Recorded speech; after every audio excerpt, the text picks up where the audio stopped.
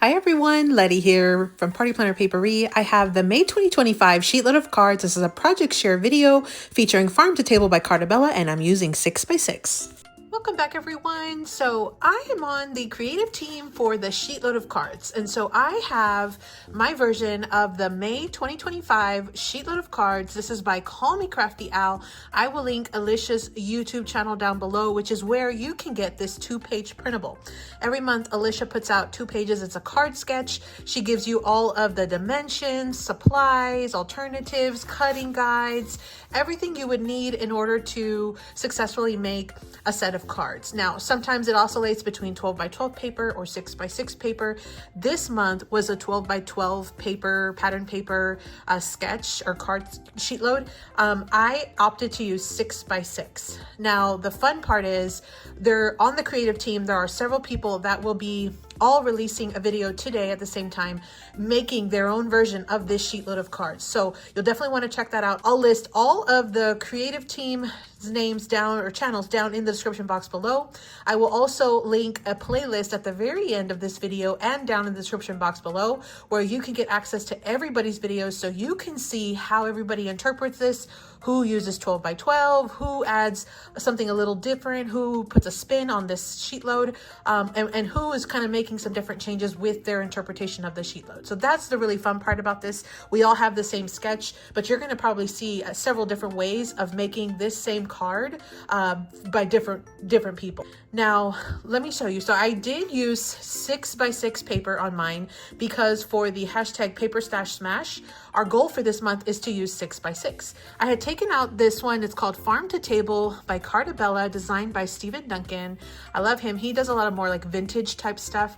So I had taken it out. I ended up taking out 10 sheets of this little pattern paper. I refrained from using the little cut aparts, but I did use all of the other additional patterns. So those are my 2 extra my cut apart sheets. It's super cute pattern paper. It's very farmhouse, but it's also very vintagey themed. So this is what I did. Now on each sheet of 6 by 6, I was able to make 1 card. And I had practically no scraps. Here were the scraps that I had left over out of all of the 10 sheets. And there is some cardstock in here because these strips are like at an angle. And so you're going to end up having to trim off just a tiny bit from each of the sides. And so I did end up trimming off just a tiny bit. So I felt like this was not that bad of a amount of scraps. One, considering I am altering the sheet load and I'm using a 6 by 6, 1 sheet of 6 by 6 for each card. But then 2, this is a 6 by 6 and it has that branding strip at the very top. So this is almost like extra. So it's actually a little larger than 6 by 6. And so I think a lot of what I had left over were like little bits and pieces of this extra strip anyway. So if you're using a true 6 by 6, you likely will not end up having this scrap. But what I'll do is let me kind of talk about the supplies real quick and let me show you a card. So here is what my cards ended up looking like. Very similar to the sketch. I did deviate. I'm such a rebel. I did deviate again this month, just a tiny bit. So my paper, I actually did a little bit wider of a mat. The height is the same, so that's still 5.5. But my width, I think the sketch calls for 3.5 and I did 3 3/4. So just a tiny bit difference. You can see here, this one has a little wider of a border on the 2 sides. The other thing that I did was I did add a little bow, a little twine bow here. And I passed it under this little section here. I did pop this up on foam dimensional tape. So you can see that. I did also add some little like sequin confettis here on my card. And I was sort of second guessing it. So at the very end, after you see all the cards, let me know if you like the look of the sequins. Once I started gluing them, I wasn't really sure if I did like it or not. But the way that I was able to make this a very low scrap template was, of course, I added a little extra paper here, but then I also added my scraps onto the inside. So this was all I had left after making from 10 sheets of 6 by 6, making 10 cards. That was all I had left over. And again, it was pretty much just me trimming these sides right here.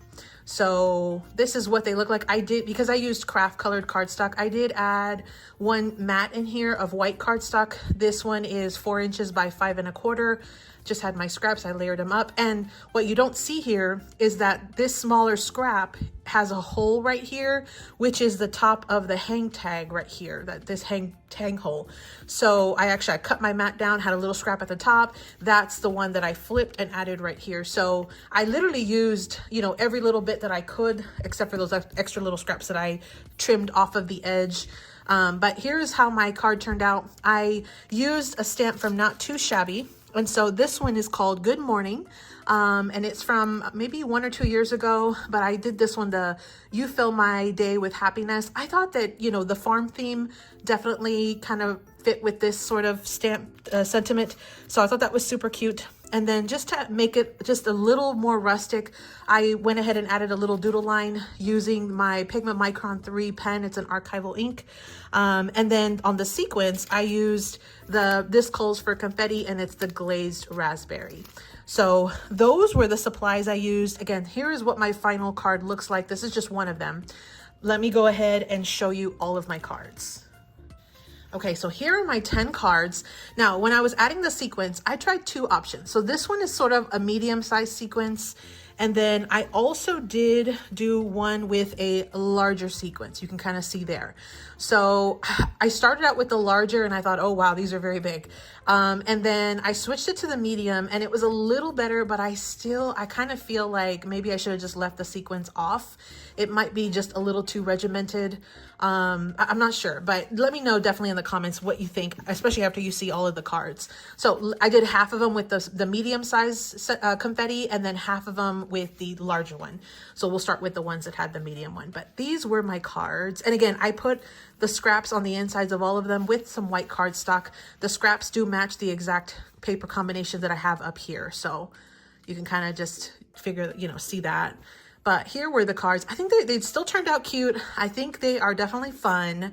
What I'm also trying to decide is whether I want to come back and add like maybe another little like focal image right here, or even like hanging off right here.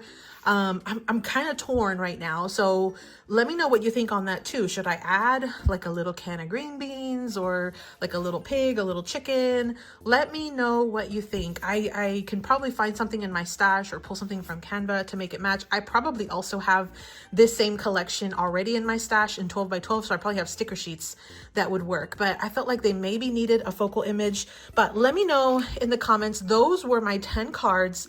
Again, using the May 2025 SheetLoad of cards. It's the brainchild of Alicia, who is Call Me Crafty Al. I'll link Alicia's channel down in the description box below, where she talks about how you can get access to this very free template. She does ask that you be a subscriber to her channel, a public subscriber, so you can check out her video, check out how to get that access to that SheetLoad, and then also the playlist. I'm going to have it at the very end, probably somewhere around right here in just a few seconds, so you can check out everybody's video and see what everybody's cards look like. So let me know your thoughts. What do you think? Should I add another focal image? What do you think of the little confetti? Should I not have done the confetti?